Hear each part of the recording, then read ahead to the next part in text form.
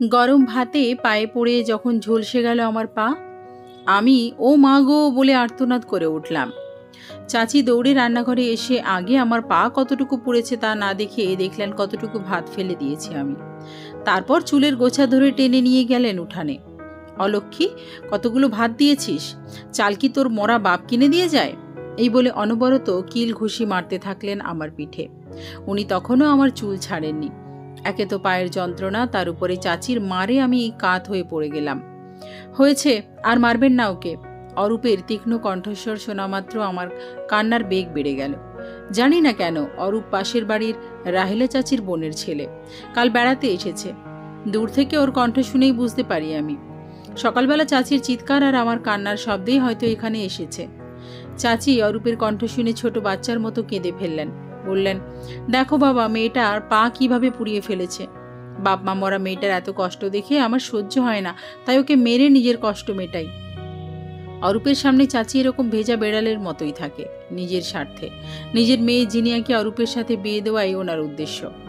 চাচা যেন এবারে রাহিলা আন্টির সাথে বিয়ে নিয়ে কথা বলে এই নিয়ে উঠে পড়ে লেগেছেন। অরূপ যে ভালো, মেধাবী ও ভদ্র ছেলে, এটার চেয়ে অরূপ যে বড়লোকের একমাত্র ছেলে, এটাই ওনার কাছে মুখ্য। চাচির ন্যাকা কথাকে যেন পা দিয়ে পিষে ফেলল অরূপ।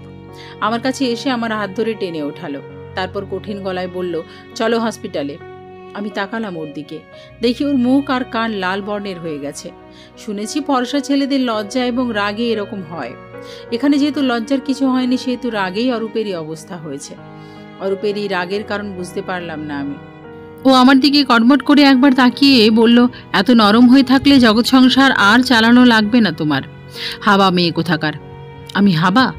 কি লজ্জার কথা! মনে হচ্ছে ওর হাত ছেড়ে দিয়ে এখানেই বসে পড়ি। জীবনের প্রথম কথা, তাও আবার আমাকে ধমকের স্বরে। ওকে নির্ভর করেই এগোতে হলো আমার। যখন এক ধাপ এগালাম তখন চাচি বাধা দিয়ে বললেন, অরূপ, বাবা ডাক্তারের কাছে নিয়ে যেতে হবে না, বেশি কিছু তো হয়নি, ওর চাচা আসলে ফার্মেসি থেকে ওষুধ এনে দিবেনি। অরূপ কিছু বলল না, আমাকে ধরে রাস্তায় নিয়ে গেল। তারপর আমাকে ওর গাড়ির সামনের সিটে বসিয়ে ও ড্রাইভিং সিটে বসলো। হসপিটালে থেকে ট্রিটমেন্ট নিয়ে অরূপ আমাকে নিয়ে গাড়িতে উঠল। আমি অবাক হলাম, অরূপ গাড়ি থামালো একটা কাজী অফিসের সামনে। এর চেয়ে দ্বিগুণ অবাক হলাম যখন দেখলাম অফিসের সামনে দাঁড়িয়ে আছে আমার প্রিয় আকাশ, অর্ক, শোভন ভাইয়া, অলি আর মিলি। আমার মাথা কিছুই ধরতে পারছে না। আমাকে অরূপ এখানে আনলো কেন? আর আমার কাজিনরা এখানে এসেছে কেন? অরূপ আমাকে জরুরি বিভাগে রেখে কয়েকবার বেরিয়েছে। এই সময়ের মধ্যে অরূপ কি প্ল্যান করলো? ওরা গাড়ি থেকে আমাকে নামিয়ে নিল। অলি বলল, রাহি, তোর কষ্টের দিন শেষ। অরূপ ভাইয়া তোকে বিয়ে করবে, এই জন্যই এসেছি আমরা। অরূপ গাড়ি থেকে নেমে অলিকে থামিয়ে দিল। তারপর আমার সামনে দাঁড়ালো। আমি চোখে প্রশ্নের চেয়ে বেশি ভয় নিয়ে ওর দিকে তাকালাম। বলল, রাহি, তোমাকে এখানে নিয়ে এসেছি কারণ আমি তোমাকে বিয়ে করব কিছুক্ষণের মধ্যে, আর এরা থাকবে বিয়ের সাক্ষী। কোনো ঝামেলা করবে না, চুপচাপ বিয়েটা করে নেবে। তোমাকে এভাবে কষ্ট পেতে দিতে পারি না আমি। তারপর ও আমার হাত ধরে কাজী অফিসের ভেতরে নিয়ে গেল। আমি কিছুই বলতে পারলাম না। আমি বাড়িতে শাড়ি পরি। চাচির কথা, 19 বছরের মেয়ের আবার কিসের জামা, কিসের 3 পিস? শাড়ি তো পরাই ছিলাম। অলি আর মিলি শুধু আমাকে একটা বিয়ের ওড়না পরিয়ে দিল আর গলায় ফুলের মালা দিয়ে দিল। বিয়ের সাজ বলতে এইটুকুই। 3 জনকে সাক্ষী রেখে অরূপ বিয়ে করে নিল আমাকে। আমি বাধা দিতে পারলাম না, কিছু করতে পারলাম না। এই পুরো সময়ে আমি যেন শক্তি হারা ছিলাম, জ্ঞান শূন্য ছিলাম, কাঁদতেও পারিনি। মাথায় শুধু ঘুরপাক খেয়েছে, অরূপ আমাকে এভাবে বিয়ে করলো কেন? আমি কষ্ট পেলে ওর কি? আমার কাজিনদের বিদায় দিয়ে অরূপ যখন আমাকে গাড়িতে ওঠালো তখন আমার জ্ঞান ফিরতে শুরু করলো। আমি ডুকরে কেঁদে উঠে অরূপকে বললাম, এটা আপনি কি করলেন? এটা কি ঠিক করলেন? কেন করলেন এটা? ঢাকাতে মেয়ের অভাব পড়েছিল যে আমাকে বিয়ে করতে হলো? চাচি আমাকে জানে মেরে ফেলবে। অরূপ গাড়ি স্টার্ট করে বলল, আমার বিয়ে করা বউকে অন্যের হাতে মার খেতে দেব নাকি আমি? কথাটা মন ছুঁয়ে গেল আমার। কিছুক্ষণ কথাটাকে মনের ভেতর নাড়াচাড়া করালাম। কান্না থামিয়ে বললাম, আপনি আমাকে করুণা করে বিয়ে করছেন না? সবাই বলে আমার অনেক কষ্ট করতে হয়, এই জন্যই আমাকে বিয়ে করে মুক্তি দিলেন। এত মহান আপনি। আচ্ছা, কিছুদিন পরে যদি দেখেন আরেকটা মেয়েকে আমার মতো কষ্ট করতে হয়, তাকেও কি আপনি বিয়ে করে ঘরে তুলবেন? শেষের কথাটা বলতে আমার গলা ধরে এলো। বিয়ে হতে না হতেই দুর্বল হয়ে গেলাম আমি। কথাটা শুধুমাত্র অরূপ ব্রেক কষল। ওর মুখ হঠাৎ কালো হয়ে গেছে। ও আমার দিকে তাকিয়ে বলল, ভেবেছিলাম তুমি কথা জানো না। আমি ভুল ভেবেছিলাম। এই যে তুমি এখন যে প্রশ্নটা করলে তার উত্তর তুমি খুব তাড়াতাড়ি পেয়ে যাবে। অরূপ কষ্ট পেয়েছে। ওর কষ্টে আমারও কষ্ট হচ্ছে। আমি হয়তো অনেক বড় একটা ভুল করে ফেললাম। বাড়ির রাস্তায় অরূপ গাড়ি থামাতেই শুনতে পারলাম চাচি অকথ্য ভাষায় আমাকে গালিগালাজ করছে। সেই যে সকালে বেরিয়েছি, এখন সন্ধে, তাই হয়তো। আমার ভয় হচ্ছে আমি যখন এই বেশে বাড়িতে ঢুকবো তখন কি করবে। আমরা বাড়ির উঠোনে ঢুকে দেখি মানুষজন জড়ো হয়ে গেছে। রাহেলা চাচিও উপস্থিত। চাচি পাকায় বসে আছে। সবাই তাহলে খবর পেয়ে গেছে। অন্য সবাইকে দেখে খুশি খুশি লাগছে, শুধু চাচি আর জিনিয়াকে ছাড়া। সর্বনাশীর মেয়ে তো সর্বনাশী হবি। আজকে তোকে আমি, এই বলে চাচি তেড়ে আসলেন আমার দিকে। অরূপ বলল, খবরদার, ওর গায়ে হাত দেবেন না। ওর গায়ে হাত দেওয়ার অধিকার আমি আপনাকে দিতে পারছি না। চাচি দাঁড়িয়ে পরে কর্কশ কণ্ঠে অরূপকে বললেন, অধিকার? তুমি অধিকার দেওয়ার কে? আমি ওর চাচি হই, সুতরাং ওকে শাসন করার অধিকার আমার আছে। অরূপের ঘাড়ে জিনিয়াকে বাঁদর ঝোলা ঝুলাতে পারবেন না বলে অরূপের সাথে উনি বাজে ব্যবহার শুরু করে দিয়েছেন। আমি খুব ভালো করেই বুঝতে পেরেছি। এই মহিলার মতো স্বার্থপর মহিলা দুটো দেখিনি আমি। অরূপ শব্দ করে হাসল, তারপর বলল, ও আমার বউ, আমি ওর স্বামী। এখন ওর প্রতি শুধু আমার অধিকার রয়েছে, আর কারো না। হ্যাঁ, আপনার শাসনের অধিকার থাকতো যদি আপনি ওর মায়ের জায়গা থেকে দায়িত্ব পালন করতেন, কিন্তু আপনি তা করেননি। আপনি বরঞ্চ সৎ মায়ের চেয়েও নিষ্ঠুর ব্যবহার করেছেন, মেরেছেন, এমনকি ওকে পড়াশোনা করতে দেননি। আপনি যদি ওকে এসএসসির পর কলেজে ভর্তি হতে দিতেন তো আজ ও এইচএসসি শেষ করে অনার্সে পড়ত। তাই ওকে শাসনের অধিকার আপনি রাখেন না। আমি ঘাড় ঘুরিয়ে অরূপকে দেখছি। আল্লাহ কি সত্যিই আমার মতো অভাগীর কপালে অরূপ নামের এই ছেলেটাকে রেখেছিল? বাম পাঁজরের হাড় দিয়ে একেই তৈরি করে রেখেছিল যাতে ও আমার জন্য ঢাল হয়ে দাঁড়াতে পারে। আমি তো ওর সম্পর্কে বেশি কিছু জানি না, আর ও আমার সম্পর্কে সব কিভাবে এবং কেন জানলো, কিভাবে এত কিছু খেয়াল করলো? আমি অঙ্ক কষতে পারলাম না, হিসেব মেলাতে পারলাম না, কিন্তু বুঝতে পারলাম রাহির মন পাঁজরে অরূপ নামের কেউ একজন ঠাঁই নিয়ে নিচ্ছে। চাচি ওনার স্বভাবসুলভ কর্কশ কণ্ঠে বললেন, এই ছেলে, তুমি আমাকে জ্ঞান দিচ্ছ? বাজে ছেলে একটা। আমার ভাসুরের মেয়ের উপর কুদৃষ্টি দিয়ে ওকে তুলে নিয়ে বিয়ে করেছো, আবার ভাব দেখাচ্ছে। কথাটা অরূপের গায়ে কতটুকু বেঁধেছে জানি না, কিন্তু আমার কলিজায় যেন বারবার বিঁধছে। কি আশ্চর্য! শুনেছি স্বামী খারাপ হোক আর যেমনই হোক, তার স্ত্রীর সামনে বললে স্ত্রীর সহ্য হয় না। আমারও সহ্য হলো না।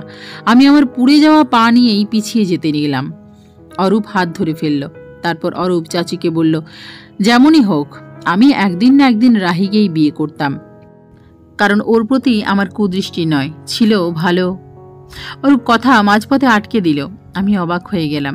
কি বলতে গিয়ে বলল না, অরূপ, কোথায় যাচ্ছ রাহি? আমি তোমাকে এখনই আমার সাথে ঢাকা নিয়ে যাব। যাও, নিজের ঘর থেকে তোমার ওই পুরনো লাগেজ আর আলনা থেকে কাপড়গুলো নিয়ে আসো। এই বাড়িতে তো আবার তোমার কাপড় ছাড়া আর কিছুই নেই। আমি অরূপের আদেশে ঘরের দিকে পা বাড়ালাম। আমার ঘরে আসবাবপত্র বলতে শুধু একটি সিঙ্গেল খাট, একটা টেবিল আর একটা আলনা আছে, আর আলনার পায়ার কাছে একটা পুরনো লাগেজ আছে। অরূপ কিভাবে জানলো এসব? আমাকে আরেক পা আর বাড়াতে দিল না। চাচি বললেন, দাঁড়া সর্বনাশী, তুই অপবিত্র, তোকে উঠিয়ে নিয়ে বিয়ে করেছে, তুই আমার ঘরে ঢুকতে পারবি না। চাচি দৌড়ে ঘরে গেলেন। রাহেলা চাচি এগিয়ে এলেন আমার আর অরূপের দিকে। অরূপ বলল, খালামণি, ভুল কিছু করেছি? না রে বাবা, ঠিক কাজ করেছ। এই কাজটা আমি কিছুদিন পর করতাম। আমি সালাম করলাম চাচিকে। আমার মাথায় হাত দিয়ে চাচি বললেন, সুখী হও মা। তোর বাবা আর তোর আজিজ চাচা তো আপন চাচাতো ভাই ছিলেন। এত আপন হয়েও তোকে নির্যাতনের হাত থেকে বাঁচাতে পারেনি বলে অনেক আফসোস করেন। যাক, আজকে আফসোসের দিন শেষ হলো। ভালো মতো থাকিস। অরূপ বলল, খালামণি, ও ভালো থাকবে, ওকে আমি ভালো রাখবো। একটু পর চাচি এসে লাগেজটা ছুঁড়ে ফেলে দিলেন। আমি লাগেজটা উঠিয়ে নিতে গেলে অরূপ বলল, আমি নিচ্ছি, তুমি পারবে না। চাচি ভেঙচি কাটলেন অরূপের কাণ্ড দেখে। আমাকে বললেন, এই সর্বনাশী তোর পা যেন তোর বাড়িতে আর না পড়ে। যাচ্ছিস যা। অরূপ এবার যেন বিরক্ত হয়ে গেল, বলল, হুঁ, এই বাড়িমুখো আমি রাহিকে হতেই দেব না। পা ফেলা তো দূরের কথা, এটা তো এখন আর নিজের বাড়ি নেই, কারণ ওর বাড়ি তো আপনারা দখলই করে নিয়েছিলেন ওর মা বাবা মারা যাওয়ার পর, আর এখনও দখল করেই আছেন। এই বলে অরূপ আমার হাত ধরে বলল, চলো রাহি, আমরা যাই। অরূপ এটাও জানে এটা আমাদের বাড়ি ছিল। চাচি এতক্ষণ পাথরের মতো হয়েছিল, এখন পেছন থেকে বলে, কি বললে এই ছেলে? অরূপ আর আমলে নিল না। আমি অরূপের সাথে বেরিয়ে আসলাম বাড়ি ছেড়ে। খুব কষ্ট হচ্ছে আমার বাড়ি ছেড়ে যেতে। আমি না চাইতেও পানি পড়ছে। আজ আম্মু আব্বু থাকলে এভাবে বিয়ে হতো না আমার। আমাদের পিছু পিছু আসলো যারা জড়ো হয়েছিল সবাই। রাহেলা চাচি ঘর থেকে অরূপের ব্যাগটা দিয়ে গেলেন, আমাকে গাড়িতে উঠিয়ে দিলেন। গাড়ি চলতে থাকলো। কিছুক্ষণ পর অরূপ আবার গাড়ি থামালো যখন আমরা মেইন রোডে। থামিয়ে বলল, রাহি তোমার চাচা, বিদায় নাও। অরূপ আগে নেমে আমাকে গাড়ি থেকে নামালো। আমাদের দেখে চাচা কাঁদছেন। চাচাকে দেখে কান্না সামলানো দায় হয়ে গেছে আমার, কারণ এই মানুষটা আমার জন্য অনেক করেছেন আর কষ্টও পেয়েছেন।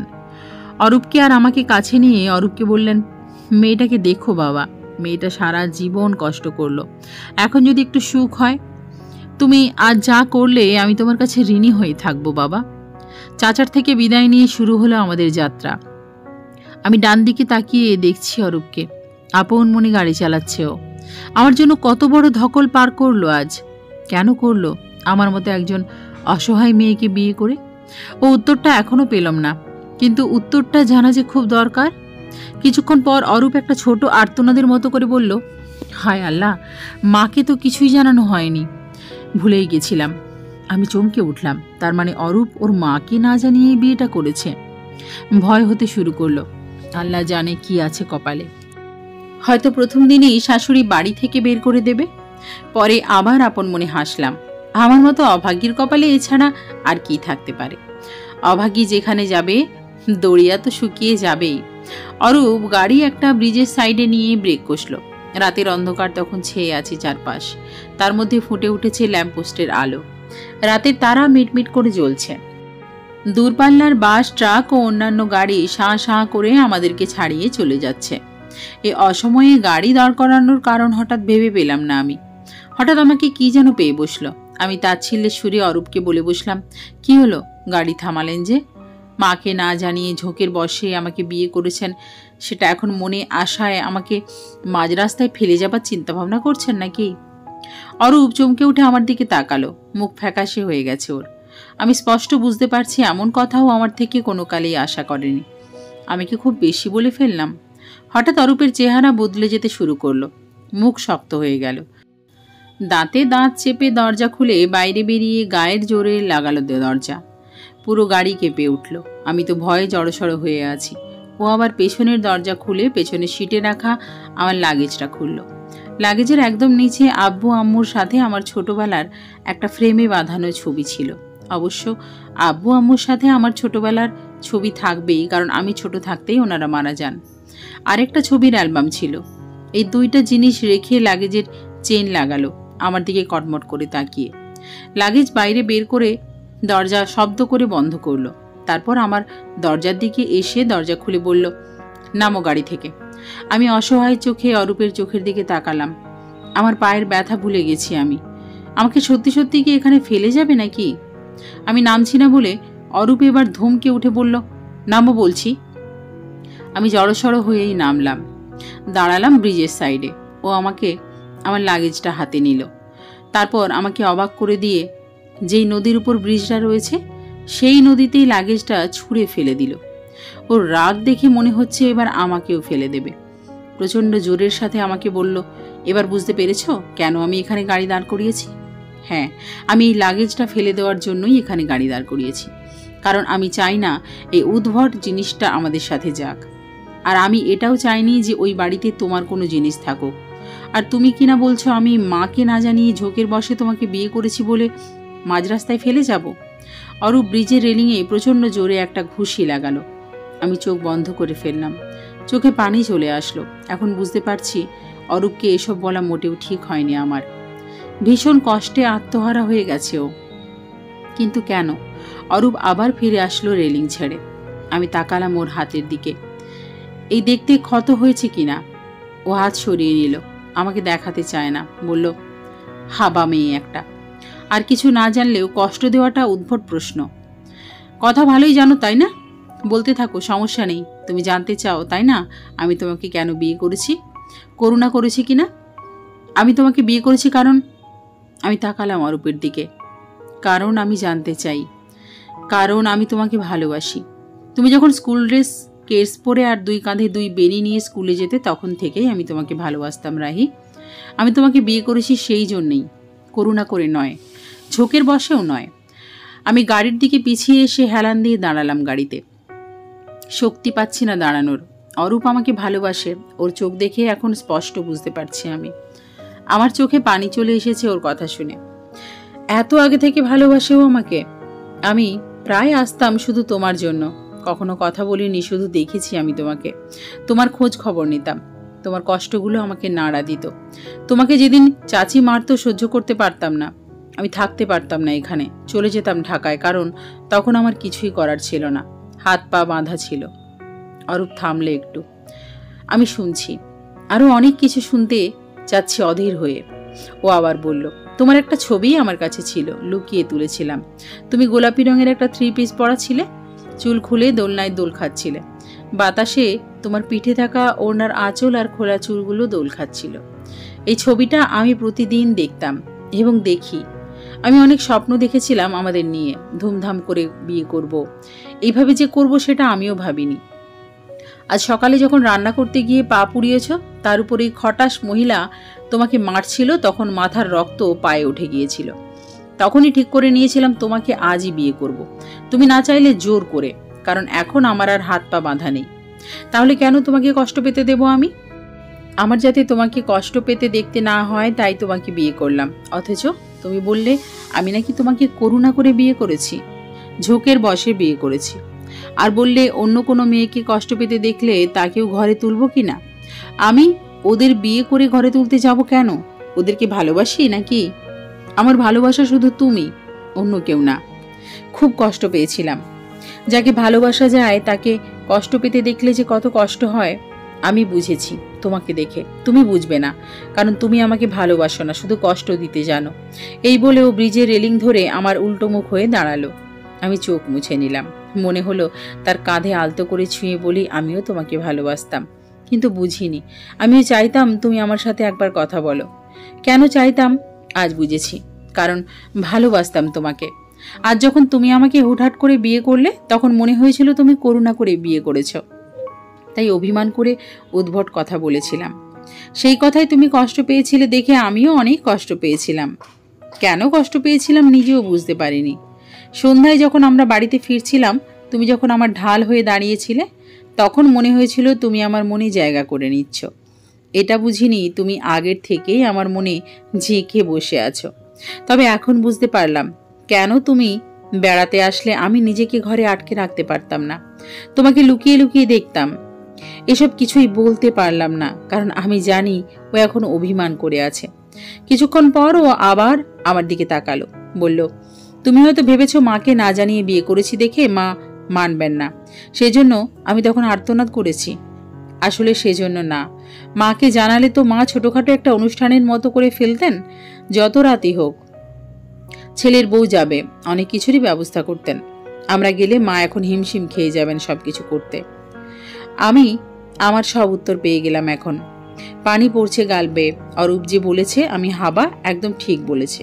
কিছুই বুঝি না, অথচ উল্টোপাল্টা কথা বলতে জানি।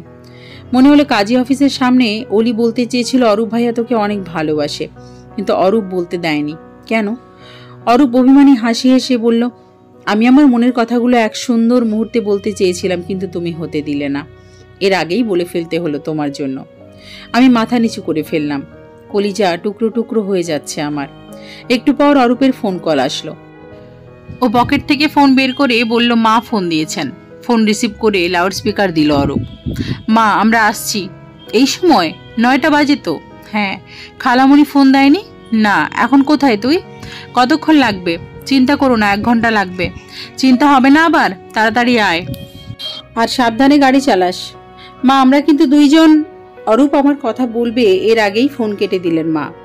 অরূপ আপন মনে কার ড্রাইভিং করছে, যেন পাশে কেউ নেই। আমি দেখছি আর দেখছি ওর থমথমে হয়ে ওঠা চেহারা। ইস, আগে যদি সবকিছু জানতে পারতাম, বুঝতে পারতাম, তাহলে হয়তো অরূপ আমার উপর অভিমান করে থাকতো না, আর এই সময়টুকু এরকম উদ্ভট না হয়ে অন্যরকম হয়ে উঠত। হয়তো ওর বাম হাত দিয়ে আমার ডান হাতটা আলতো করে ছুঁয়ে দিত বা শক্ত করে ধরে আমাকে সাহস দিত। হঠাৎ আমার চোখ চলে গেল স্টিয়ারিংয়ে রাখা অরূপের হাতের দিকে। শিউরে উঠলাম। হাতের মুষ্টির জায়গাটা ফুলে উঠেছে বাজেভাবে, একটু ক্ষত ও রক্তও বের হচ্ছে। সিমেন্টের রেলিংয়ে ওর ঘুষি দেওয়ার দৃশ্যটা মনে পড়ল। কত না ব্যথা পেয়েছিল, চোখ মুখ কুঁচকে গিয়েছিল ওর, শুধু আমার জন্য। চোখ শুকিয়ে গিয়েছিল, তা আবার ভিজে গেল। অরূপ বুঝতে পেরে হাতটা সরিয়ে নিয়ে তাচ্ছিল্যের সুরে বলল, কি দেখছো? আমার ব্যথা পাওয়া হাত? তুমি আজ যা ব্যথা দিয়েছ, আজকে এটা ওর তুলনায় কিছু না। আমি তাকিয়ে থাকতে পারলাম না তার সেই অভিমানী শীতল চোখে। ঘাড় ফিরিয়ে তাকালাম গাড়ির জানালার দিকে। জানালার কাঁচ ভেদ করে আমার দৃষ্টি চলে গেল দূরের অন্ধকারে। তাও ভালো, অরূপ আমার চোখের জল তো আর দেখতে পাবে না। কমপ্লেক্সের বড় গেট দিয়ে যখন গাড়িটা ঢুকলো তখন বুঝতে পারলাম আমরা এসে পড়েছি। জানি না কি হতে চলেছে। অ্যাপার্টমেন্টের গ্যারেজের ভেতর যখন গাড়িটা ঢুকিয়ে দিল অরূপ, তখন আমার বুকের ঢিপ ঢিপ করাটা বেড়ে গেল। প্রচণ্ড ভয় হচ্ছে। আচ্ছা, যদি শাশুড়ি মা আমাকে না মেনে নেন, অরূপ কি আমার হাত শক্ত করে ধরে থাকবে, নাকি অভিমানে ভালোবাসা ভুলে আমাকে ছেড়ে দিয়ে হনহন করে মাকে নিয়ে উপরে চলে যাবে? আমরা নামলাম গাড়ি থেকে। অরূপ ওর ব্যাগে ফ্রেমে বাঁধা ছবিটা আর ছবির অ্যালবামটা ঢোকালো, তারপর কাঁধে নিল ব্যাগটা। তারপর যখন আমরা সিঁড়ি বেয়ে সেকেন্ড ফ্লোরে উঠলাম, তখন দেখি আমার শাশুড়ি মা নাজমা বেগম দাঁড়িয়ে সেখানে। আমি চমকে উঠলাম। ওনার চোখ মুখ গম্ভীর হয়ে আছে। এর আগে যখন উনি আমাদের ওইখানে গেছেন সবসময় হাসি খুশিই দেখেছি। অরূপ আমাকে নিয়ে দাঁড়িয়ে পড়ল। অরূপ আমার দিকে একবার তাকালো, তারপর মাকে বলল, মা, আমি রাহিকে। বিয়ে করেছিস? আমি জানি, উনি গম্ভীর কণ্ঠে বললেন। ওনার কণ্ঠ শুনে যথেষ্ট বুঝেছি উনি খুশি হননি। খুশি না হওয়াটাই স্বাভাবিক। গ্রামের অশিক্ষিত মেয়েকে ছেলের বউ হিসেবে কেই বা চায়? তাছাড়া ওনাকে একটাবারও জানায়নি অরূপ। খুবই ভয় হচ্ছে আমার। আচ্ছা, আমার আশঙ্কা কি সত্যি হতে চলেছে? আমরা সালাম করতে গেলাম, কিন্তু উনি করতে দিলেন না, আটকে দিলেন। বললেন, সালাম করতে হবে না।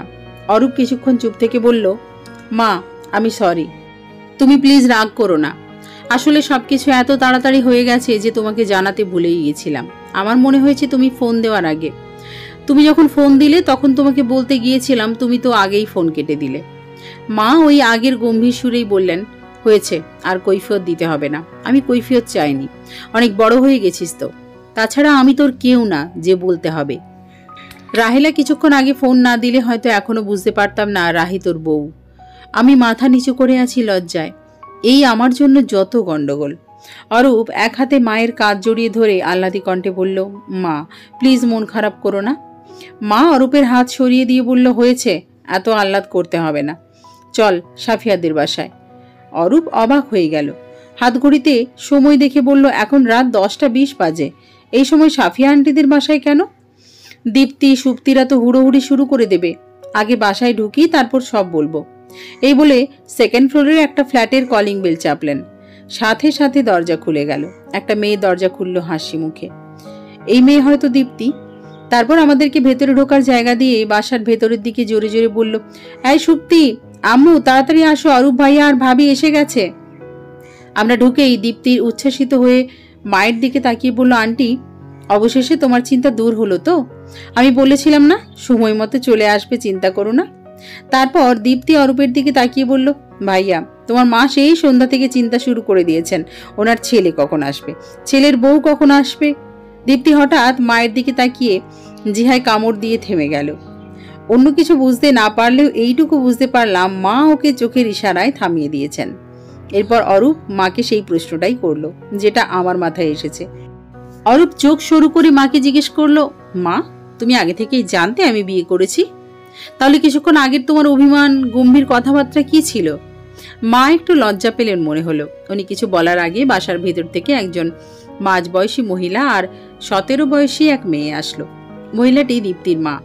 মহিলা আমার কাছে এসে বলল, নাজমা, তুই ঠিকই বলেছিলি রে, তোর ছেলের বউ অনেক সুন্দরী, ওর মায়াবী চেহারা। অরূপ মায়ের দিকে তাকিয়ে আছে আর আমি অরূপের দিকে। কিছুক্ষণ পর মা হেসে ফেললেন, সাথে দীপ্তি, সুপ্তি আর সাফিয়া আন্টি। কিছুক্ষণ পর মা অরূপকে বললেন, তোরা কাজী অফিসে যাওয়ার আগেই অলি রাহেলাকে জানিয়ে দিয়েছিল সবকিছু।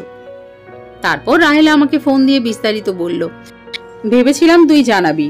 আমি আর দেরি না করে দীপ্ত সুপ্তিকে নিয়ে রাহির জন্য বিয়ের শাড়ি গয়না, এক কথায় বিয়েতে কনেকে যা যা দেওয়া লাগে সব, আর তোর জন্য পাঞ্জাবি পাজামা শপিং করে নিয়ে আসি। আমার একমাত্র ছেলে বিয়ে করেছে বলে কথা, হোক সেটা হুটহাট করে, তাই বলে আমার কর্তব্য আছে না। অরূপ আমার দিকে তাকালো। আমি বুঝতে পারলাম অরূপ বলছে, দেখো তুমি কি ভেবেছিলে আর হচ্ছেটা কি। আমি মনে মনে বললাম, আমার সব ভুল ভেঙে গেছে অরূপ। মা আবার বলতে শুরু করলেন, আমরা শপিং থেকে আসতে না আসতেই শুনি তোর ছোট্ট 2 ফুফিরা আসছেন। ওরা এসে শুনেছে তোর বিয়ের কথা, খুশি হয়েছে এবং তোদের দেখার জন্য অপেক্ষা করছে। আমি আগেই সব শপিং ব্যাগগুলো এখানে এনে রেখেছি, কারণ আমি তো জানি তোরা কি অবস্থায় আসবি। ওরা এই অবস্থায় তোদের দেখলে নানা কথা বলবে, তাই এখান থেকে রাহিকে সাজিয়ে নিয়ে যাব। তুইও রেডি হয়ে নে বাবা। আর কিছুক্ষণ আগের সব কিছু অভিনয় ছিল। আমি অভিমান করেছিলাম তুই আমাকে জানাসনি দেখে, এখন অবশ্য মাফ করে দিয়েছি। তারপর মা আমার কাছে আসলেন, হেসে বললেন, তখন তোকে সালাম করতে দেইনি অভিমান করে, এখনই আমার ছেলেকে এমনভাবে মায়া করেছিস যে আমাকে ভুলে গিয়ে বিয়ের কথা জানালো না পর্যন্ত। কাল পরশু কি হবে কে জানে। আমি তো মাথা নিচু করেই আছি। আবার বললেন, হয়েছে, মাথা নিচু করে থাকতে হবে না। দেখি পাটা দেখি কেমন পুড়েছে। আমি ঝলসানো পাটা সামনে এগিয়ে দিলাম। পা দেখেই মা আর্তনাদ করে উঠলেন, হায় আল্লাহ! অরূপ, ডাক্তার ওষুধ দিয়েছে না? মলম দিয়েছে না? রাতে খাওয়ার পর ওষুধ খাইয়ে মলম লাগিয়ে দিস। মা আমার দিকে সজল চোখে তাকিয়ে বললেন, এত ব্যথা কেমনে সহ্য করে আছিস মা? আমি কিছুই বললাম না, শুধু মায়ের দিকে তাকিয়ে থাকলাম। খেয়াল করলাম অরূপ একবার আমার পায়ের দিকে তাকিয়ে তারপর আমার দিকে তাকিয়ে আছে।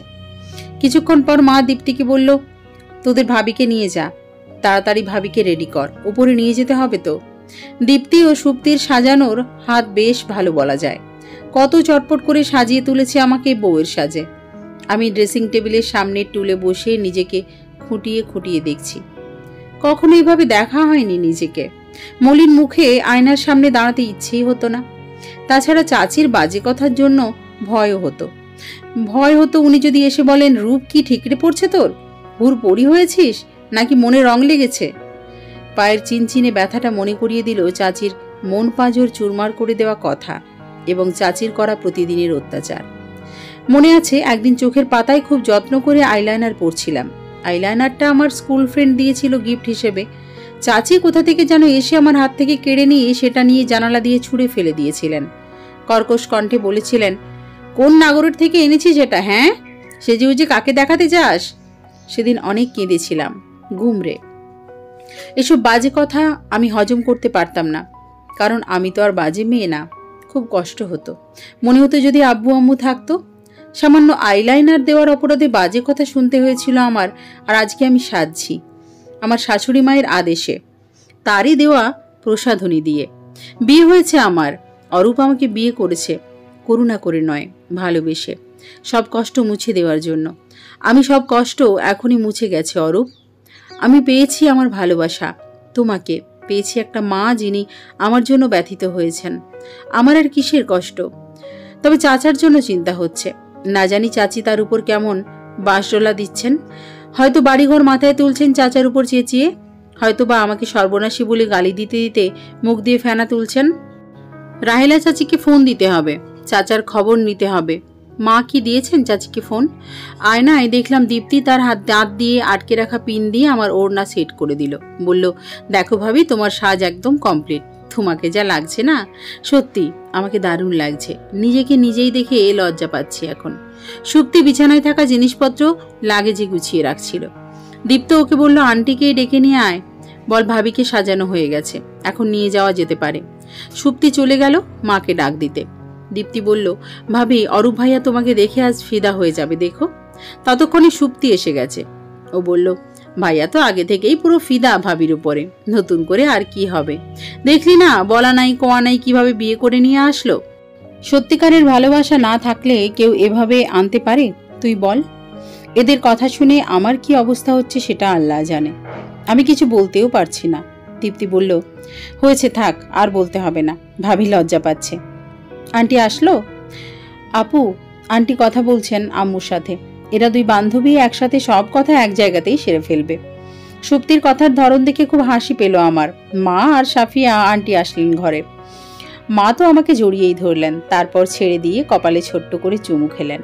খুব সুন্দর লাগছে আমার মেয়েটাকে, জানিস তুই দেখতে তোর আম্মুর মতো দেখতে হয়েছিস। মায়ের আদর পেয়ে আম্মুর কথা মনে পড়ল, কান্না চলে আসলো। মা বলল, হয়েছে, এখন আর কাঁদতে হবে না, চল ড্রয়িং রুমে। আমার হাঁটতে এখন বেশ অসুবিধা হচ্ছে। খুঁড়িয়ে খুঁড়িয়ে ড্রয়িং রুম পর্যন্ত গেলাম। আমাকে দেখেই অরূপ সোফা থেকে উঠে দাঁড়ালো। দেখি ও পাঞ্জাবি পাজামা পরে নিয়েছে, খুব সুন্দর লাগছে ওকে দেখতে। আমি চোখ ফিরিয়ে নিলাম, কিন্তু ও ফিরালো না। বুঝতে পারলাম না কেন সে এভাবে তাকিয়ে আছে আমার দিকে। দীপ্তি হেসে উঠে বলল, কি ভাইয়া দাঁড়িয়ে পড়লে যে, কোনো সমস্যা নাকি? ভাবিকে দেখতে খুব সুন্দর লাগছে। আমি অরূপের দিকে তাকিয়ে দেখি লাল টকটকে হয়ে গেছে ওর চেহারা। আমারও বুঝতে বাকি রইল না কিছু। অরূপ আমতা আমতা করে বলল, উপরে যেতে হবে তো, তাই উঠে দাঁড়ালাম আর কি। ও বুঝলাম বলে হেসে ফেলল দীপ্তি। সুপ্তিও হাসছে। মা ওদেরকে বললেন, তোরা আমার ছেলেটার সাথে লাগছিস না। তারপর সফিয়া আন্টিকে বললেন, শোন, আমি আগে উপরে যাচ্ছি, তোরা 20 মিনিট পরে আসবি, একসাথে গেলে সন্দেহ করতে পারে। আমি বলে এসেছিলাম একটা জরুরি আলাপ আছে তোর সাথে। নেমেই দেখি ওদের গাড়ি এসে গেছে। ভাগ্যিস ঠিক সময়ে এসেছিলাম, না হলে তো সব বরবাদ হয়ে যেত।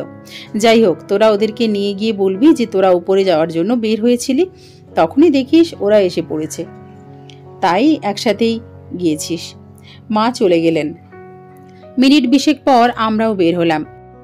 দীপ্তি, সুপ্তি আর আন্টি পিছনে ছিল, আমি আর অরূপ সামনে ছিলাম। এমনিতেই সিঁড়িতে পায়ের ধাপ ফেলতে কষ্ট হচ্ছিল, তার উপর কিভাবে যেন হোঁচট খেলাম, পড়ে যেতে গেলাম আমি। অরূপ আমাকে শক্ত করে ধরে ফেলল। তাকিয়ে দেখি মুখে ভয়ের ছাপ পড়েছিল, কিন্তু মুহূর্তেই মুছে ফেলল। দীপ্তি মুখ টিপে হাসলো, ঢের বুঝতে পারলাম। দীপ্তি বলল, ভাই তোমার বউ পড়েনি, এখন যাওয়া যাক। না না, ছাড়তে হবে না, ধরেই নিয়ে যাও, আম্মু কিছু মনে করবে না। কি লজ্জার ব্যাপার। অরূপের কান আবার লাল হয়ে গেল। আমরা ফ্লোরে এসে আবার অরূপের বাসার সামনে যখন দাঁড়ালাম, অরূপ গম্ভীর গলায় আমায় শুধু এটুকু বলল, আমার ফুফিরা ডেঞ্জারাস, উল্টোপাল্টা কিছু বলে বসলে মন খারাপ করো না। গাড়িতে শেষ কথা হবার পর অরূপ আমার সাথে কথা বলেনি, এখন কথা বললো, তাও আবার গম্ভীরভাবে। বুঝেছি সাহেব রাগ করেছে খুব, যা এখনো ভাঙেনি। অরূপ কলিং বেল চাপলো, দরজা খুলল না কেউ। এদিকে আমার ভয় হচ্ছে অরূপের ফুফিদের নিয়ে, মনে হচ্ছে আমার জন্য অগ্নি পরীক্ষা অপেক্ষা করছে। কিছুক্ষণ পর দরজা খুলে গেল। পুরো বাসা অন্ধকার, সিঁড়িঘরের লাইটটাও অফ ছিল, তাই ভেতরের কিছুও দেখা যাচ্ছে না। অরূপ আমার হাত ধরে ঘরের ভেতর ঢুকলো। কিছুই বুঝতে পারছি না। টের পেলাম দীপ্তিরা ঢুকেই অন্ধকারেই দরজা লাগিয়ে দিয়েছে। 1 সেকেন্ড, 2 সেকেন্ড, 3 সেকেন্ড, তারপর পুরো বাসায় তীব্র ঝলকানি দিয়ে জ্বলে উঠল রাশি রাশি আলো। পুরো বাসাকে সাজানো হয়েছে লাল আর সাদা কালারের নেট দিয়ে। সৌন্দর্যে চোখ ধাঁধিয়ে গেল আমার। বাসাটাকে একটা রাজপ্রাসাদের অন্দরমহলের চেয়ে কম সুন্দর লাগছে না। কি সুন্দর, কি পরিপাটি সবকিছু। বাসাটাকে পরম শান্তির স্থান বলে মনে হচ্ছে আমার কাছে। এত কিছু করেছে মা আমাদের জন্য, ছেলের জন্য। একজন মা এত কিছু করতে পারে? এত ভালো কিভাবে হয় মানুষ? এরকম একজন মায়ের পেট থেকেই তো অরূপের মতো ছেলেদের জন্ম হয়। আমার মনে হতে লাগলো, পাশে অরূপ থাকলে আর মায়ের ছায়া আমাদের উপর থাকলে আমার আর কিছুই দরকার হবে না। পুরনো কষ্টগুলো এক মুহূর্তেই ভুলে গেলাম আমি, এমনকি পায়ের ব্যথাটুকুও। অরূপ অবাক হয়ে গেছে এই সমস্ত আয়োজন দেখে। ও বিস্ময় ভরা চোখ নিয়ে পেছন ফিরে দীপ্তিকে বলল, দীপ্তি, এসব তোরা আগে থেকেই জানতিস? দীপ্তি মুচকি হেসে উত্তর দিল, হ্যাঁ ভাইয়া, এইসব আন্টির প্ল্যান ছিল। আন্টি তোমার বিয়ের খবর পাওয়ার পর এসব প্ল্যান করে। তারপর আমরা মার্কেটে যাই, আর তোমার বন্ধুরা মিলে অক্লান্ত পরিশ্রম করে পুরো বাসাটা সাজিয়েছে। তোমার ফুফিরা আসেনি, আসলে আমাদের বাসা থেকে তোমাদের পরিপাটি করে আনবার জন্যই তোমাকে মিথ্যা কথা বলা হয়েছে। তাছাড়া সাজানোর কিছু কাজ বাকিও ছিল। আমি আর অরূপ যখন চারিদিকটা দেখছি, তখন মা হাজির হলেন। মা একটু হেসে বললেন, আমার ছেলে আর ছেলের বউয়ের বাকি জীবনটা যেন এরকম আলোময় হয়ে থাকে, সেই জন্য আমার এই ছোট্ট আয়োজন। তোদের কি ভালো ভালো লেগেছে? অরূপ কিছু বলতে পারল না, সে স্তব্ধ হয়ে থাকে। আমি দেখি ওর চোখ ছলছল হয়ে গেছে। আমরা কেউ না থাকলে হয়তো মাকে জড়িয়ে ধরে কেঁদেই ফেলত। অরূপের মনটা আসলে অনেক নরম। আমি দেখেছি ও 2-3 সেকেন্ডের বেশি আমার পোড়া পায়ের দিকে তাকিয়ে থাকাটা সহ্য করতে পারেনি। আমি বুঝেছি পায়ের যন্ত্রণা আমার যতটা হয়েছে ওর ঠিক ততটাই হয়েছে। মা আমাদের কাছে এগিয়ে এসে যখন আমার হাত অরূপের হাতে তুলে দিল, তখন আমার হুঁশ ফিরল। আমি অরূপের দিকেই তাকিয়েছিলাম। লজ্জা পেয়ে গেলাম। পিছনে দীপ্তি আর সুপ্তি আছে, আর আছে সুফিয়া আন্টি। মা আমার হাতটা অরূপের হাতে দিয়ে অরূপকে বললেন, তুই সারা জীবন আগলে রাখিস এই মেয়েটাকে, কখনো এমন কষ্ট পেতে। আর কিছু বলার আগেই মায়ের চোখ চলে যায় অরূপের আঘাত পাওয়া হাতের দিকে। অরূপের চোখের দিকে তাকিয়ে বলে, কি হয়েছিল বাবা, এখানে এরকম হলো কি করে? আমিও তাকাই সেই হাতের দিকে। বেশিক্ষণ তাকিয়ে থাকতে পারি না, চোখে আরেকবার জল এসে যায়। আমার কারণে অরূপের এই অবস্থা হয়েছে, কিন্তু মাকে আমি বলতে পারি না এ কথা। মাথা নুইয়ে আসে। অরূপ কি বলবে ভেবে পাচ্ছে না, হয়তো হন্যে হয়ে ছুতো খুঁজছে। ভেতরের একটা ঘর থেকে বেরিয়ে আসে ব্যাটালিয়ানরা। 1 জন নয়, 2 জন নয়, পুরোপুরি 9 জন। এরা অরূপের বন্ধুগণ। ওদের মধ্যে একজন এসে মায়ের হাতে ফান্ডিজাল এগিয়ে দিয়ে বলে, আপনি তো জানেন আন্টি, আপনার ছেলের রাগ উঠলেই ও সামনে ওয়াল বা সিমেন্টের কিছু পেলেই ঘুষি মেরে রাগ ঝাড়ে, এটা ওর স্বভাব। মা ফান্ডিজাল নিয়ে অরূপের হাতে লাগিয়ে দেয়। ওনার চোখ ছলছল হয়ে গেছে। অরূপ ওর কথা শুনে হেসে ফেলে, বলে, আরে আজগুবি কথা বলবি না তো, এমনিই ব্যথা পেয়েছিলাম। আরেকজন বলে, তুই চুপ থাক, আন্টি যখন ফোনে বলেছিলেন তুই বিয়ে করেছিস, আমরা একসাথেই ছিলাম, আড্ডা দিচ্ছিলাম, এত রাগ হয়েছিল না। দীপ্তি মুখের কথা কেড়ে নিয়ে হাসতে হাসতে বলল, আপনাদের আগে বিয়ে করেছে বলেই কি এত রাগ হয়েছিল আপনার? দীপ্তির কথায় সবাই হেসে ফেলল।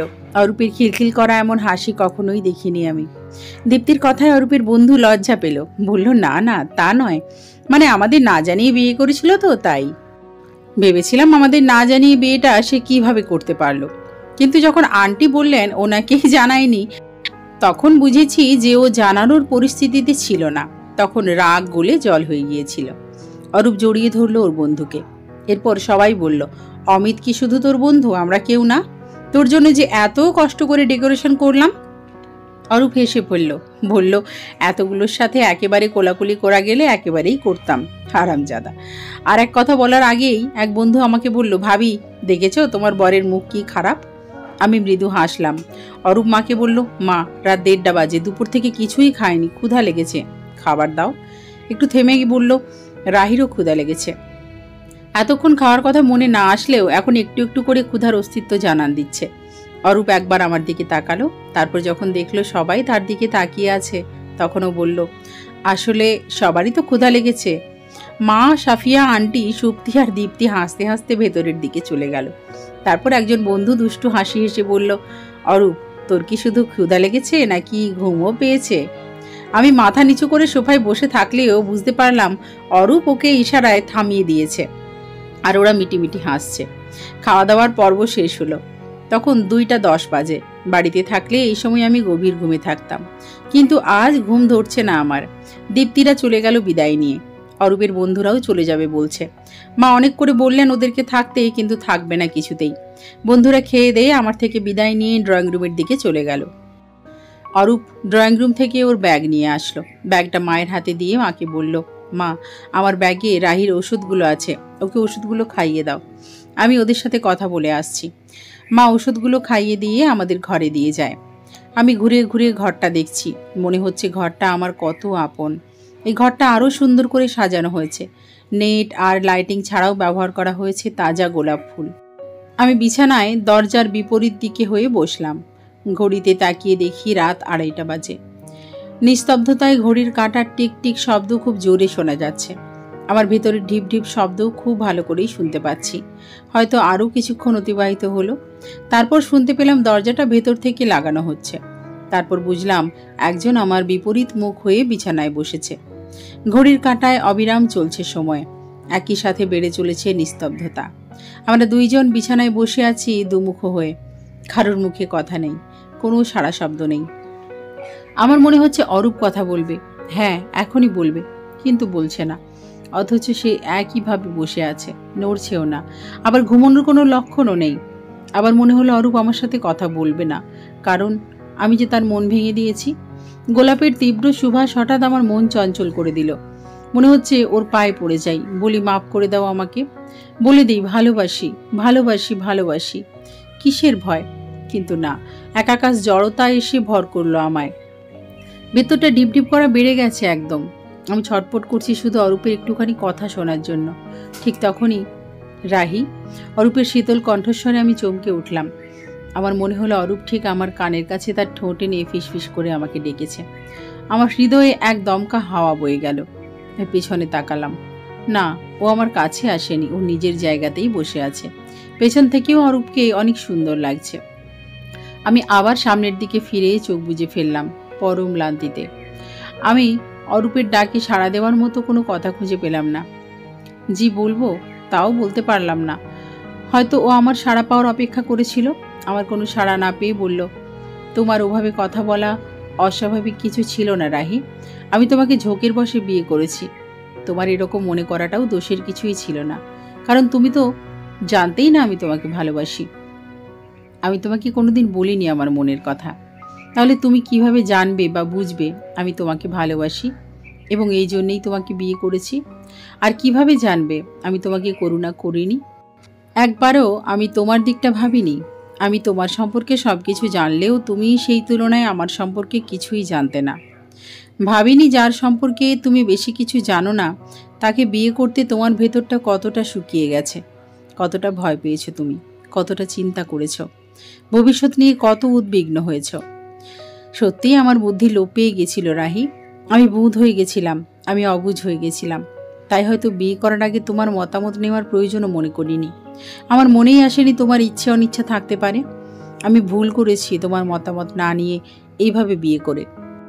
আমার দরকার ছিল তোমাকে বলা যে আমি তোমাকে ভালোবাসি রাহি। আমি তোমার কষ্ট সহ্য করতে পারছি না, তাই আমি তোমাকে বিয়ে করতে চাই। তুমি কি আমাকে বিয়ে করবে? কিন্তু আমি তোমাকে কি বলেছিলাম? বলেছিলাম আমি তোমাকে বিয়ে করব, চুপচাপ বিয়ে করে নেবে, কোনো ঝামেলা করবে না। একটা বাচ্চা ছেলের মতো কাজ করেছি। আমি তোমাকে কষ্ট পেতে দিতে না চেয়েও আমিই তোমাকে অনেক কষ্ট দিয়ে ফেলেছি। তার উপর আমি তোমার সামান্য কথায় কষ্ট পেয়ে বসে আছি। তুমি আমাকে ঠাস করে চড় মারতে, তাও আমার বলার কিছু থাকতো না, কারণ দোষটা আমারই ছিল। অথচ আমি তোমার উপরে অভিমান করেছিলাম। যখন তোমাকে দীপ্তি আর সুপ্তি সাজাতে নিয়ে গেছিল তখনই আমার হুঁশ ফেরে। আমি প্রথম থেকে শেষ পর্যন্ত পুরোটা ভেবেছি। সব দোষ আমার ছিল রাহি, তাই এখন আর তোমার উপর কোনো অভিমান নেই আমার। আমি তোমাকে সত্যিই ভালোবাসি রাহি, খুব ভালোবাসি তোমাকে। হয়তো তুমি আমায় ভালোবাসো না, স্বামী হিসেবেও মানো না, তবুও এখন আমি তোমার স্বামী। যদি পারো মাফ করে দিও আমাকে। আমি সরি। অনবরত কথাগুলো বলে থামল অরূপ। হয়তো বুঝতে পারছে না তার বিপরীত পাশে বসে থাকা অনবরত কেঁদেই চলেছি আমি। আমার মনের আকাশে যে কষ্ট নামের এক দুর্যোগের ঘনঘটা ছিল তা মিলিয়ে গেল। মাপ তো আমার চাওয়ার কথা ছিল ওর কাছে, ওর পায়ে ধরে, কারণ আমি ওকে না বুঝে উল্টোপাল্টা কথা বলে ফেলেছিলাম। অথচ ও আমার কাছে চাইছে, বলছে ও ভুল করে ফেলেছে। কি অদ্ভুত তুমি! আমার কাছে তোমার কোনো ভুল নেই, আমার চোখে তুমি দোষী না। আরও কিছুক্ষণ এইভাবেই কাটলো। অরূপ হয়তো উঠে দাঁড়িয়েছে, বলল, রাত তো অনেক হলো, সারাদিন তোমার উপর অনেক ধকল গেছে, অনেক ভয়ে চিন্তায় আর পায়ের ব্যথায় কাটিয়েছ। তুমি ঘুমিয়ে পড়ো, আর জেগে থেকো না। আমি খাটে নয় সোফাতে ঘুমাচ্ছি। এরপর আর কিছু সহ্য করতে পারলাম না আমি। শুধু গড়গড় করে নিজের কথাগুলোই বলে যাবে, আমার কথাগুলো শুনবেন না। আমার নীরবতা। তবে আমি বুঝতে পারছি ওই পাশে অরূপ দাঁড়িয়ে আছে স্তব্ধ হয়ে। আমার কান্না মাখানো কণ্ঠে শুনে, সেই সাথে আমার তুমি ডাক শুনে ও অবাক হয়ে গেছে। খুঁজছে আমার কান্নার কারণ, ভাবছে আমি কি বলতে চাই। এবার অরূপ অধীর হয়ে শুনতে চাচ্ছে আমার কথাগুলো। আমি উঠে দাঁড়ালাম, তারপর আস্তে আস্তে এগোলাম অরূপের দিকে। ও ঠিক আগের জায়গায় দাঁড়িয়ে, ওর চোখ আমার দিকে স্থির। আমি দাঁড়ালাম অরূপের ঠিক সামনে। আমার চোখ দিয়ে পানি ঝরছে, অথচ শক্ত কণ্ঠে বললাম, আমি হাবা না, বুঝেছ? হাবা হলে তুমি কিচ্ছু বুঝো না। আজ সকালে যখন তুমি আমাকে হাত ধরে টেনে ওঠালে, কি ভেবেছ তোমার জায়গায় অন্য কেউ হলে আমার হাত ধরতে দিতাম? অন্য কেউ যদি বলতে চলো হসপিটালে, আমি তার সাথে নাচতে নাচতে চলে যেতাম হসপিটালে? অন্য কেউ গাড়ির সামনের সিটে বসালে বসে যেতাম? না অন্য কাউকে আমার হাত ধরতে দিতাম? না অন্য কারোর সাথে হসপিটালে যেতাম না, আর কারো গাড়ির সামনে সিটে বসতাম না, কারণ অন্য কারোর সাথে তোমার অনেক ফারাক, কারণ আমি তোমাকে ভালোবাসতাম। বুঝিনি তখন। তুমি যখন আমাকে কাজী অফিসে নিয়ে গেলে বিয়ে করতে, কি ভেবেছ তোমার জায়গায় অন্য কেউ হলে আমি চুপচাপ বিয়ে করে নিতাম? যদি তোমার জায়গায় আকাশ ভাইয়া বা অর্ক ভাইয়া থাকতো, তাও বিয়ে করতাম না। আমি মানছি তখন আমি শক্তিহারা ছিলাম, জ্ঞান শূন্য ছিলাম। তবুও তোমার জায়গায় অন্য কেউ থাকলে আমাকে মেরে ফেললেও আমি বিয়ে করতাম না, কারণ আমি তোমাকে ভালোবাসতাম। আমি এখন বুঝতে পারছি কেন আমি বাধা দিতে পারিনি, কেন বাধা দেওয়ার চেষ্টাও করিনি। আমি একটু থামলাম, তারপর চোখ বন্ধ করে একটু শ্বাস নিলাম। আবার অরূপের চোখের দিকে তাকালাম। দেখি ও বিস্ময় ভরা চোখে তাকিয়ে আমার কথাগুলো শুনছে। আমি এবার কণ্ঠকে নরম করে ফেললাম, বললাম, আমি তোমাকে ভালোবাসি অরূপ। মাপ তুমি কেন চাচ্ছ? দোষ তো আমার, মাপ তো আমি চাইবো তোমার থেকে। না আমি নিজের মনকে বুঝতে পেরেছিলাম, আর না তোমাকে বুঝতে পেরেছিলাম। তাই আমার মনে হয়েছিল তুমি আমাকে বিয়ে করেছো শুধুমাত্র ঝোঁকের বশে, ভালোবেসে নয়। তাই আমি তোমাকে কষ্ট দিয়ে কথা বলেছিলাম। তুমি আমার মত না নিয়ে বিয়ে করে কোনো ভুল করনি। তুমি ঠিক ছিলে, কারণ তুমিই তাকে বিয়ে করেছো যাকে তুমি ভালোবাসতে এবং যার কোনোরূপ কষ্ট তুমি সহ্য করতে পারতে না। অধিকার ছিল তোমার। আমি সত্যিই তোমাকে ভালোবাসি অরূপ, বিশ্বাস করো। অরূপ কিছুক্ষণ এক দৃষ্টিতে তাকিয়ে থাকলো আমার দিকে, তারপর আস্তে আস্তে তার পুরো চোখে মুখে হাসি খেলে গেল। মনে হলো পৃথিবীর সমস্ত শান্তি ও আজ পেয়ে গেছে। তারপরও পরম আদরে আমার হাত দুটো ওর হাতে নিয়ে নরম সুরে বলল, আমাদের শুরুটাই তো আলোময় রাহি। তুমি দেখো আমাদের বাকি জীবনটাও এরকম আলোময়ই থাকবে। সকালবেলা গুটি গুটি পায়ে কিচেনের দিকে এগোলাম। মা এক মনে তখন রান্না করছিলেন। আমি যেতেই হাসি মুখে বললেন, রান্না করে কেন তুই? অরূপ কোথায়? আমি বললাম, ও বাইরে গেছে।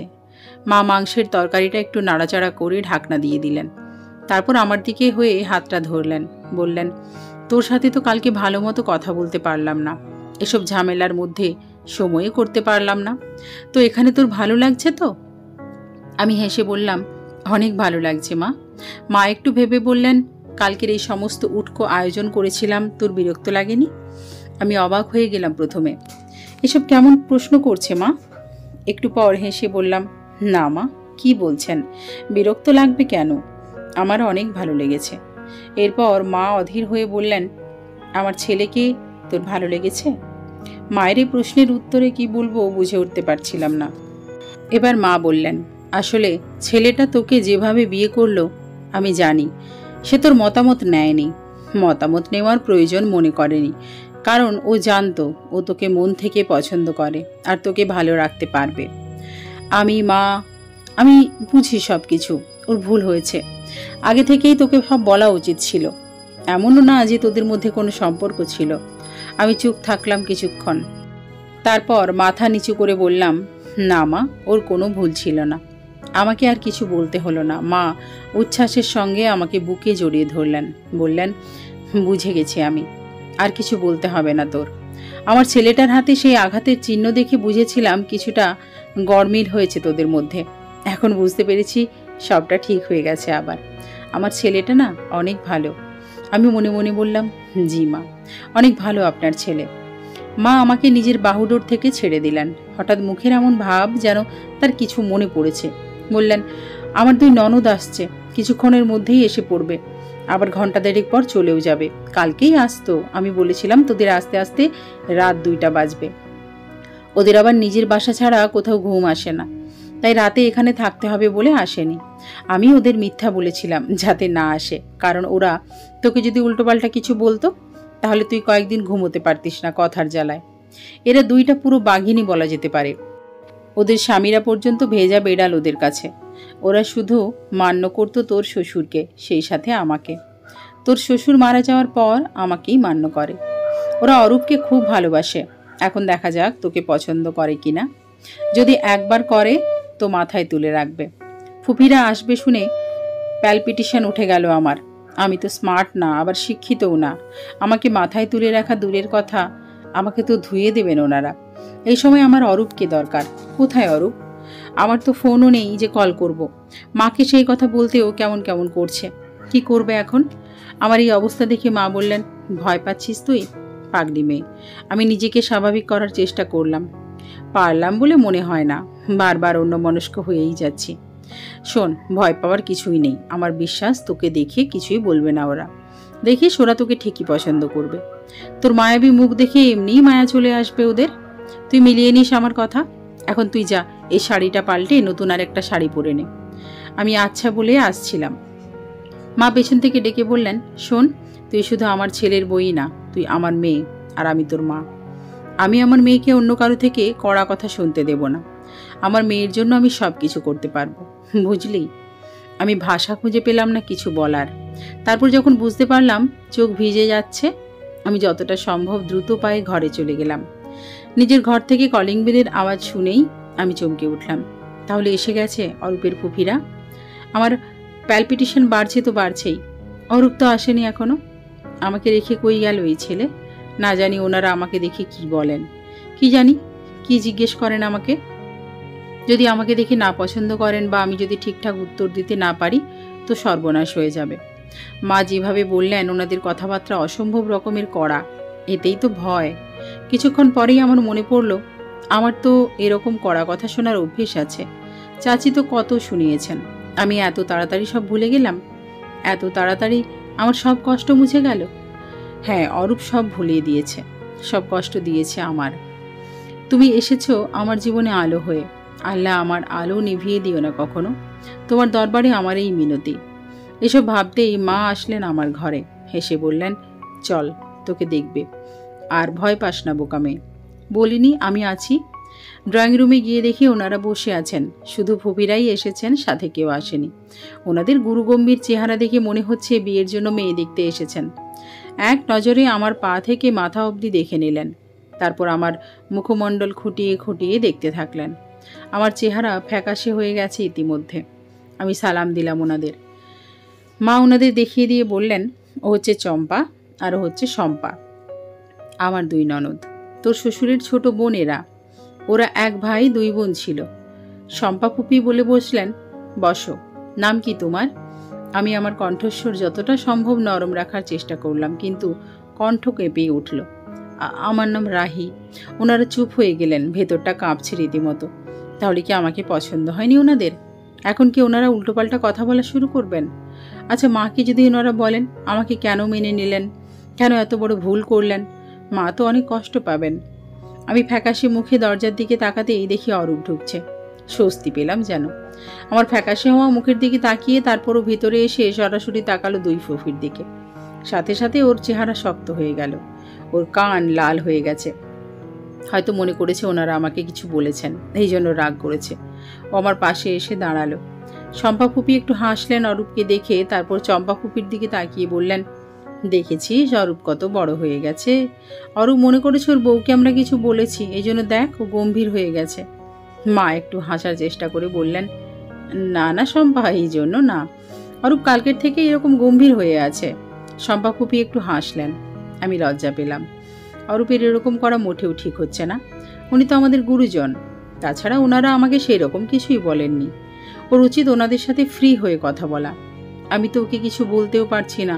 চম্পা ফুফি অরূপের দিকে তাকিয়ে বলল, দেখ অরূপ, আমরা মানুষ চিনি। কখনো দেখেছিস ভালো মানুষদের সাথে আমাদের লাগতে? উদাহরণ তোর মা। কখনো দেখেছিস ভাবির সাথে লাগতে?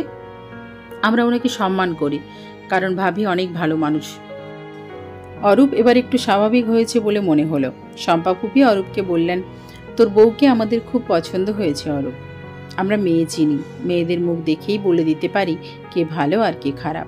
তোর বউকে দেখেই বুঝে গেছি ও একজন ভালো মেয়ে, ওর মন অনেক ভালো। এরকম একটা মেয়েকে বিয়ে করে তুই আবার প্রমাণ করে দিলি তুই আমাদেরই ছেলে। অরূপ মাথা নিচু করে ফেলেছে এবার। হয়তো ওর ভুল ধারণা ভেঙে গেছে। আমার ভেতরে যে কি আনন্দ হচ্ছে বোঝাতে পারবো না। চম্পা ফুপি মায়ের দিকে তাকিয়ে কান্নাজড়িত কণ্ঠে বললেন, ভাবি আসলেই তুমি গ্রেট। তুমি শুধু ভালোবাসা আর আদর দিয়েও ছেলে মানুষ করে ফেললে, আর আমরা শুধু শাসন করে ছেলে অমানুষ করে ফেললাম। আমরা তো মনে করতাম শুধু শাসন করলেই ছেলে মানুষ হবে। ইস, আমরা যদি আদর করতাম, ভালো মতো বোঝাতাম, ওরা এভাবে বকে যেত না। অরূপকে দেখি ভ্যাবাচেকা খেয়ে গেছে। হয়তো ভাবেনি ফুফিরা আবেগতাড়িত হয়ে এমন কিছু বলবে। এবার সে সত্যিই লজ্জা পেল। মাও ওনাদের সান্ত্বনা দেওয়ার ভাষা খুঁজে পাচ্ছেন না। চম্পা ফুফি বললেন, তোমরা একটু পাশাপাশি দাঁড়াও তো দেখি। আমরা পাশাপাশি দাঁড়ালাম। ওনারা দেখতে থাকলেন আমাদের। এখন বিকাল। ফুফিরা কিছুক্ষণ আগেই বেরিয়েছেন। ওনারা একটু অন্যরকম হলেও ওনারা খুব ভালো মনের মানুষ। যতক্ষণ ছিলেন আমার মাথায় তুলে রেখেছেন একেবারে। একটা সময়ের জন্য আমাকে ছাড়েননি। একের পর এক গল্প বলেই গেছেন। সবার গল্প, অরূপের ছোটবেলার গল্প। ওদিকে বেচারা অরূপ ছটফট করছে আমার সাথে কথা বলার জন্য। একবার ইশারায় ডেকেও ধরা খেয়ে গেছিল ফুফির চোখে। বাকিটা ইতিহাস হয়ে গেছে। আপন মনে হাসলাম আমি। মা আসলেন আমার ঘরে। হেসে হেসে বললেন, তোকে বলেছিলাম না আমি, ওরা তোর মায়ায় পড়ে যাবে। দেখেছিস আমার কথা সত্যি হলো। মা, আপনি কিভাবে বুঝেছিলেন? আমি যে তোর মা, আমিও যে তোর মায়ায় পড়ে গেছি। মা একটু থেমে কি যেন ভাবলেন, তারপর বললেন, আমি তো তোকে মেয়ে ধরেই নিয়েছি। আচ্ছা, আমি কি তোর মা হতে পেরেছি? আমাকে কি তোর পছন্দ হয়েছে? আমি জড়িয়ে ধরলাম মাকে। আমাকে মুখে আর কিছুই বলতে হলো না। ঠিক তখনই ঘরে আসলো অরূপ। অরূপ বলল, শাশুড়ি বউ তো ভালোই মিলে গেছে। মা আমাকে বাহুডোর থেকে ছেড়ে দিলেন। বললেন, কেন, তোর কি হিংসে হচ্ছে নাকি? অরূপ হেসে মায়ের কাছে এসে মাকে ধরে বিছানায় বসালো। তারপর বলল, হিংসা তো হচ্ছে, আমার মাকেও দখল করে নিচ্ছে। তারপর ও মায়ের কোলে মাথা রেখে শুয়ে পড়ল। মা অরূপের মাথায় আলতো করে হাত বুলিয়ে দিলেন। আমার খুব ভালো লাগছে দেখতে। মুগ্ধ হয়ে দেখছি অরূপের বাচ্চামি। শেষ বিকেল। আমি চুল ঠিক করছি ড্রেসিং টেবিলের সামনে বসে। অরূপ বিছানায় আধ শোয়া। হঠাৎ করে বলল, আচ্ছা, তোমার কাছে জাদু আছে নাকি? সবাইকে এত তাড়াতাড়ি মায়ায় জড়িয়ে নাও কিভাবে? অরূপের কথায় লজ্জা পেলাম কিছুটা। কাকে জড়িয়ে নিলাম? আমাকে তো অনেক আগেই নিয়েছ। ফুফিদের আজকে যে জড়িয়ে নিলে, আমি তো অবাক। একেবারে ভক্ত হয়ে গেছে তোমার। আমি একটু মুখ কালো করে বললাম, সেটা তো বুঝেছি, ওনাদেরকে আমারও খুব ভালো লেগেছে। ওনারা না বললে তো জানতামই না সেতুর কথা। অরূপ এক ঝটকায় উঠে বসল। ওর চোখে মুখে ভয়ের ছাপ। ঢোক গিলে বলল, সেতুর কথা কি বলেছে? আমি মনে মনে হাসছি অরূপের অবস্থা দেখে। অথচ আগের মতোই মুখ কালো করে বললাম, বলেছে তোমাদের চিঠি দেওয়া নেওয়া ভালোই চলতো, তুমি ওর চিঠিগুলো নাকি লুকিয়ে লুকিয়ে পড়তে, আরও অনেক কিছুই বললেন। এই বলে রাগ করার ভান করে ঘর ছেড়ে যাওয়ার জন্য পা বাড়ালাম। পায়ের জন্য ঠিকমতো হাঁটতেও পারছিলাম না। বিছানা থেকে উঠে এসে পেছন থেকে অরূপ হাত টেনে ধরে বলল, আরে দাঁড়াও, আমার কথা তো শোনো। আমি হাত ছাড়িয়ে নিয়ে বললাম, বলো, শুনি। আসলে আমরা তখন ক্লাস 9-এ পড়তাম। ওই আমার পিছু পিছু ঘুরতো, আমাকে চিঠি দিত। বিশ্বাস করো, আমিও একটাও চিঠি দিইনি, ভালোওবাসিনি। ফুফু বাড়িয়ে বলেছে। আমার খুব হাসি পাচ্ছে, কিন্তু অরূপের জন্য হাসতেও পারছি না। আসলে ফুফি বাড়িয়ে বলেনি, আমি অরূপকে বাড়িয়ে শোনাচ্ছি। ফুফির মুখে ঘটনাগুলো শুনে আমার খুব মজা লেগেছে। আমি রাগের সুরে অরূপকে বললাম, তাহলে তুমি লুকিয়ে লুকিয়ে ওর চিঠি পড়তে কেন? আরে বাবা, তাহলে কি আমি সবাইকে দেখিয়ে চিঠি পড়বো নাকি? বিশ্বাস করো রাহি, সেরকম কিছু না। তুমি আমার প্রথম এবং তুমি আমার শেষ। সেতুর বিয়ে হয়েছে 4 বছর, একটা বাচ্চাও আছে এবং ও সুখে আছে। আমি উত্তেজিত কণ্ঠে বললাম, কি? তার মানে এখনও তোমাদের যোগাযোগ আছে? আমি রাগ দেখিয়ে চলে যেতে গেলাম। এবার অরূপ আমাকে টেনে শক্ত করে ধরল। শক্ত কণ্ঠে বলল, আমার সাথে সেতুর না কোনো সম্পর্ক ছিল আর না আছে। আমি হেসে ফেললাম এবার। অরূপের অবস্থা দেখে আটকাতে পারছিলাম না। অরূপের কোঁচকানো ভুরু ঠিক হলো এবং মুখের মেঘ আস্তে আস্তে কেটে গেল। তুমি আমার সাথে মজা করছিলে এতক্ষণ? এরকম মজা আর কখনো করবে না, ঠিক আছে? ভেবে দেখব। অরূপ নিজেকে ঠান্ডা করলো কিছুক্ষণ ধরে। তারপর বলল, দেখো রাহি, তোমাকে আমি অনেক আগে থেকেই ভালোবাসতাম, কিন্তু সব ছিল আড়ালে আবডালে। আমার অনেক কষ্ট হতো তোমার জন্য। প্লিজ আমাকে আর কষ্ট দিও না। আমি তাকিয়ে থাকলাম অরূপের চোখে। বড্ড মায়া আছে যে সেখানে। আজকের গল্পটি এখানেই শেষ। কেমন লাগলো অবশ্যই সবাই কমেন্ট করে জানাবেন। সবাই খুব ভালো থাকবেন, সুস্থ থাকবেন। খুব তাড়াতাড়ি দেখা হবে পরের কাহিনীতে।